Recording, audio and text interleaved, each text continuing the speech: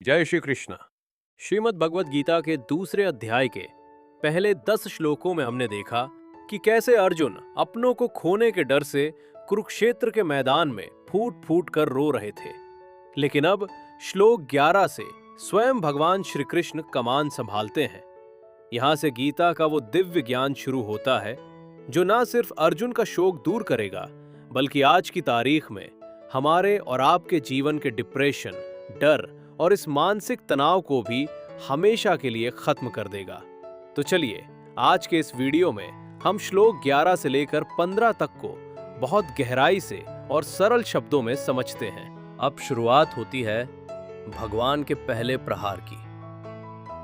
अर्जुन की बातें सुनकर श्री कृष्ण मुस्कुराते हैं और श्लोक 11 में कहते हैं, अशोच्यानन्वशोचस्त्वं प्रज्ञावादांश्च भाषसे गतासून गतासूंश्च नानुशोचन्ति पंडिता। इसका सीधा और सरल अर्थ है कि हे अर्जुन, तुम बातें तो बहुत बड़ी बड़ी ज्ञानियों जैसी कर रहे हो, लेकिन शोक उन लोगों के लिए कर रहे हो जो इस दुख के योग्य ही नहीं है। याद रखो अर्जुन, जो सच्चे ज्ञानी होते हैं वे ना तो जीवित लोगों के लिए आंसू बहाते हैं और ना ही मरे हुए लोगों के लिए। सोचिए, भगवान ने पहली ही बार में कितना बड़ा सच कह दिया। हम सब भी तो आज यही कर रहे हैं। हम उन चीजों पर दिन रात दुखी होते रहते हैं जो हमारे कंट्रोल में है ही नहीं। जो बदल रहा है वो इस संसार का नियम है और एक सच्चा ज्ञानी इसी कड़वे सच को स्वीकार करता है। अब श्लोक 12 में अर्जुन के मन से मृत्यु का डर निकालने के लिए भगवान श्री कृष्ण एक ऐसा रहस्य खोलते हैं जो अर्जुन के साथ साथ हमारे सोचने का नजरिया भी बदल देगा। वे कहते हैं, न त्वेवाहम जातु नासम न त्वम नेमे जनाधिपा न चैव न भविष्यामः सर्वे वयमतः परम। इसका सरल अर्थ है, कृष्ण अर्जुन से कहते हैं, अर्जुन, ऐसा कभी नहीं था कि मैं नहीं था या तुम नहीं थे या ये जितने भी राजा यहां खड़े हैं ये नहीं थे, और ऐसा भी कभी नहीं होगा कि भविष्य में हम सब नहीं रहेंगे। ध्यान से सुनिए, ये श्लोक पुनर्जन्म का सबसे बड़ा सबूत है। भगवान यहां साफ कर रहे हैं कि हमारा ये शरीर नया या पुराना हो सकता है, लेकिन हमारा जो असली वजूद है, हमारी जो आत्मा है, वो सनातन है। मृत्यु सिर्फ एक पड़ाव है अर्जुन, ये अंत नहीं है। आत्मा अमर है। ये जानने के बाद भी हमारे मन में डर रहता है। इसी डर को मिटाने के लिए श्लोक 13 में श्री कृष्ण एक बहुत ही सुंदर उदाहरण देते हैं। वे कहते हैं, देहिनोस्मिन् यथा देहे कौमारम यौवनम जरा तथा देहांतर प्राप्तिर धीरस्तत्र न मुह्यति। इसका सीधा और सरल अर्थ है कि जैसे इस शरीर में हमारी जीवात्मा की बाल्यावस्था यानी बचपन आता है, फिर युवावस्था यानी जवानी आती है और फिर वृद्धावस्था यानी बुढ़ापा आता है, ठीक वैसे ही मृत्यु के बाद उसे दूसरा शरीर मिल जाता है। और जो धीर यानी बुद्धिमान पुरुष होते हैं वे इस चक्र को देखकर कभी मोहित या दुखी नहीं होते। जरा ठहर कर सोचिए, जब हमारा बचपन चला गया तो क्या हम रोए थे? नहीं। जब हमारी जवानी ढलती है तो क्या हम जीना छोड़ देते हैं?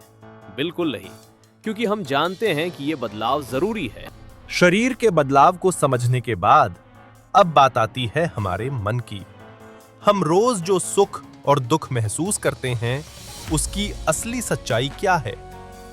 श्लोक 14 में श्री कृष्ण कहते हैं, मात्रा स्पर्शास्तु कौन्तेय शीतोष्ण सुख दुखदा आगमा पायनो नित्यास तांस तितिक्षस्व भारत।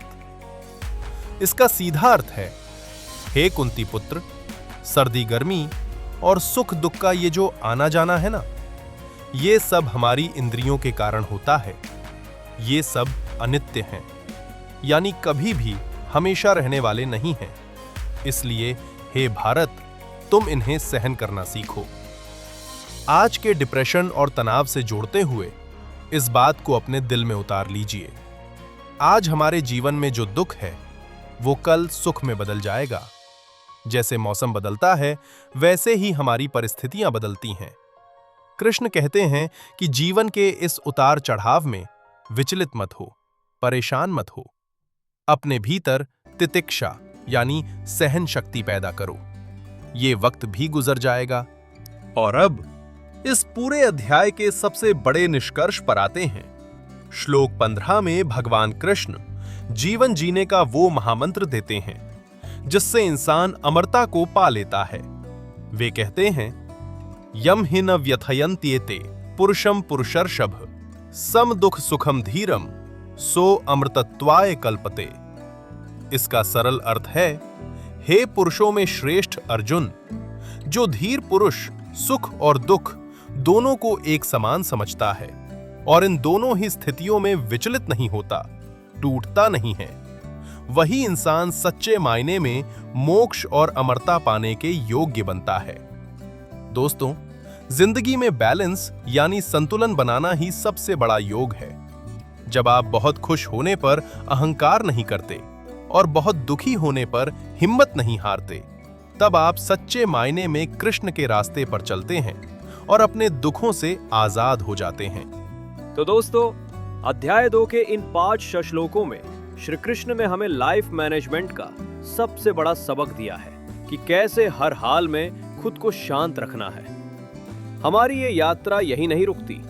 अगले वीडियो में हम श्लोक 16 से आगे की इस दिव्य यात्रा को शुरू करेंगे। अगर आपको हमारा ये छोटा सा प्रयास अच्छा लगा हो तो वीडियो को लाइक जरूर कीजिएगा और कमेंट बॉक्स में जय श्री कृष्णा लिखना मत भूलिएगा। ऐसे ही और दिव्य ज्ञान के लिए चैनल को सब्सक्राइब भी कर लीजिए। अपना कीमती समय देने के लिए बहुत बहुत धन्यवाद। जय श्री कृष्णा।